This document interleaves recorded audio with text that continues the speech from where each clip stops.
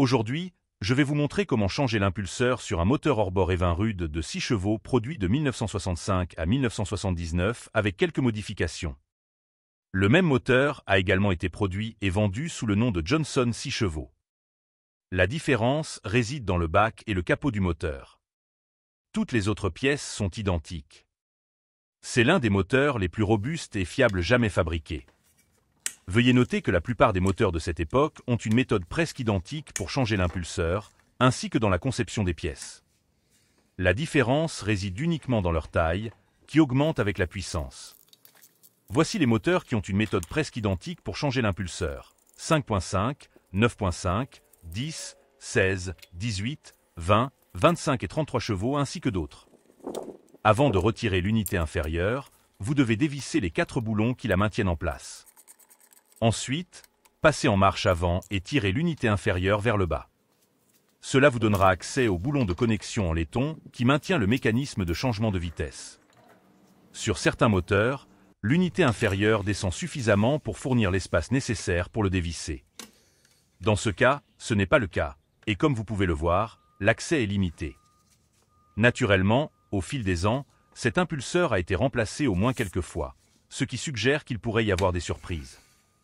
Dans ce cas, le boulon est très serré, ce qui est inutile. Souvent, un serrage excessif endommage le filetage du connecteur en laiton. Si c'est le cas lors de l'assemblage, il doit être remplacé par un boulon en acier inoxydable plus long avec une rondelle de blocage, ainsi qu'un écrou de l'autre côté du connecteur en laiton pour assurer un fonctionnement normal. C'est le seul moyen de donner une seconde vie au connecteur endommagé et d'économiser de l'argent. Une fois que vous avez retiré l'unité inférieure, vous pouvez la placer sur un support préfabriqué. Dans ce cas, j'utilise mon ancien support, mais si vous voulez voir une version améliorée, vous pouvez suivre le lien dans le coin supérieur droit ou dans la description. La première chose à faire est de retirer la goupille située à l'extrémité supérieure de l'arbre. Cette goupille maintient un ressort et un joint qui empêchent l'eau de pénétrer entre l'arbre et le vilebrequin. Dans ce modèle, le joint et le ressort restent toujours dans le carter du moteur hors-bord lorsque l'unité inférieure est retirée. Parfois, cette goupille peut être rouillée ou endommagée et peut devoir être percée et remplacée par une nouvelle. Après l'avoir retirée, dévissez les 4 boulons qui maintiennent le boîtier de l'impulseur et tirez-le vers le haut. Assurez-vous que le joint qui dirige l'eau vers le moteur est en bon état et réutilisable. Si nécessaire, remplacez-le par un neuf. Comme vous pouvez le voir, dans ce cas, l'impulseur a perdu sa mémoire et est en position courbée. La bonne nouvelle est que toutes les pales sont intactes et ne se sont pas cassées en morceaux. Si cela s'était produit, des morceaux de caoutchouc pourraient obstruer le système de refroidissement. Dans la plupart des cas, vous pouvez les trouver près du thermostat. Retirez l'impulseur et jetez-le. Vous n'en aurez plus besoin. La goupille que je retire et installe est une pièce très importante. Elle empêche l'impulseur de tourner librement autour de l'arbre, mais de tourner avec lui. Si vous la perdez, vous pouvez découper l'arrière d'un forêt de la taille appropriée et modifier le moteur en installant la nouvelle pièce. La forme différente ne devrait pas vous inquiéter. Ce qui est important, c'est la longueur correcte et qu'elle ne tombe pas de l'impulseur. Graissez légèrement l'impulseur et placez-le sur l'arbre. Si vous appliquez trop de graisse, vous pourriez obstruer le système de refroidissement ou attirer du sable. Le sable agira comme un broyeur et usera rapidement l'impulseur. Cela s'applique à tout hors-bord, quelle que soit la marque, le modèle et la puissance. Assurez-vous que la goupille est à sa place désignée en vérifiant. L'impulseur doit tourner avec l'arbre. Nettoyez le boîtier et placez-le sur l'arbre.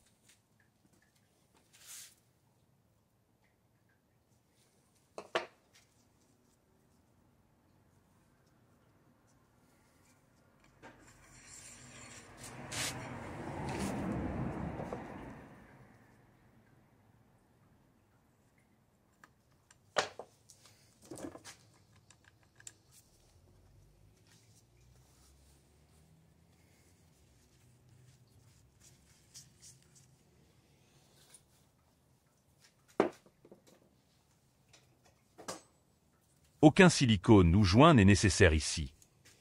Utilisez des pinces autobloquantes pour saisir les cannelures sur l'arbre. Tournez dans le sens des aiguilles d'une montre et appuyez doucement sur le boîtier de l'impulseur jusqu'à ce qu'il soit complètement en place.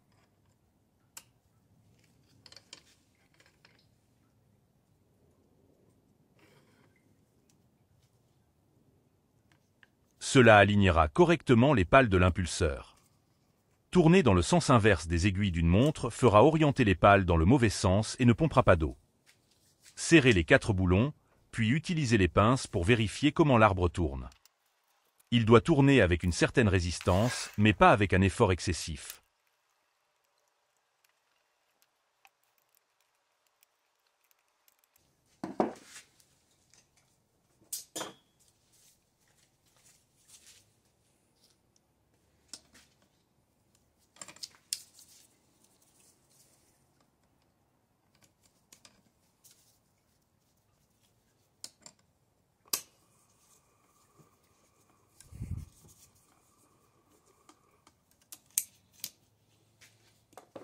Ensuite, vous pouvez effectuer le test suivant pour vous assurer que l'impulseur pompe de l'eau.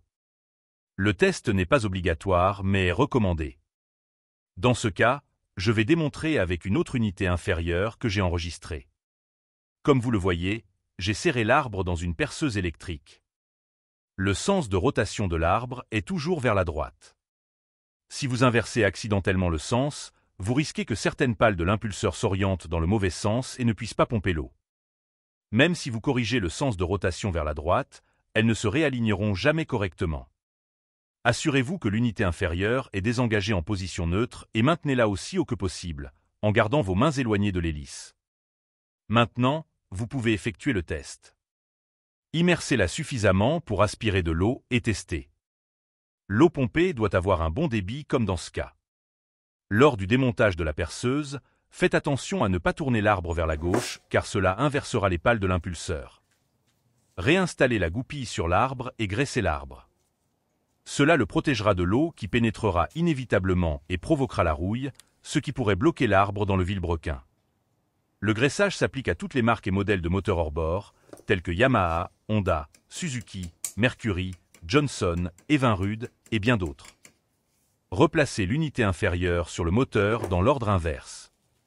Comme vous le voyez, ce n'est pas si difficile, et presque tout le monde peut le faire, vous permettant d'économiser une facture de réparation à 3 chiffres d'un atelier professionnel.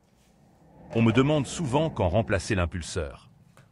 Si le moteur reste constamment sur le bateau et est exposé à un ensoleillement intense avec des températures régulières de 40 degrés Celsius, il est recommandé de le remplacer annuellement. La raison en est que le caoutchouc cuit et sèche. Si le moteur est entreposé à l'ombre ou dans un garage, vous pouvez le remplacer tous les 2 ans. Dans les 2 cas, il est recommandé de tirer périodiquement le démarreur à rappel pour changer la position des pales de l'impulseur afin qu'elles ne perdent pas leur mémoire. Lorsque vous tournez le volant à la main, souvenez-vous de toujours tourner vers la droite. Sinon, vous risquez d'inverser les pales de l'impulseur. Si vous souhaitez apprendre à nettoyer et reconstruire le carburateur de votre moteur hors-bord, ou connaître les symptômes d'une pompe à carburant endommagée ainsi que le système d'allumage, veuillez vous abonner à la chaîne Boat Motor et nous soutenir avec un like, et regarder les vidéos que j'ai réalisées pour vous. Sur cette chaîne, nous présentons également des restaurations de voitures classiques et vintage, et nous prévoyons de présenter d'autres clips vidéo intéressants sur les voitures classiques. La chaîne diffuse dans 7 des langues les plus populaires, anglais, espagnol, français, italien, allemand, russe et portugais. Vous devez noter qu'aucune de ces langues n'est ma langue maternelle, donc je m'excuse d'avance pour toute erreur possible de traduction et de prononciation, ainsi que pour la synchronisation de la vidéo avec le texte. Merci de votre compréhension. Malheureusement, toutes les autres langues devront continuer à utiliser la traduction automatique de YouTube. Avec toutes ces innovations, dans le coin supérieur gauche des vignettes, je placerai le drapeau correspondant à la langue, ainsi que le texte dans la langue respective. Cela facilitera la recherche du nouvel épisode et permettra de publier simultanément cette clip vidéo. Pour l'instant, la création de versions multilingues sera en période expérimentale, en espérant que cela devienne une norme sur la chaîne, mais pour cela, j'ai besoin de votre soutien et de vos commentaires. Si vous avez apprécié une vidéo, veuillez lui donner un pouce en l'air. Cela aidera au développement de la chaîne. Merci de regarder la vidéo.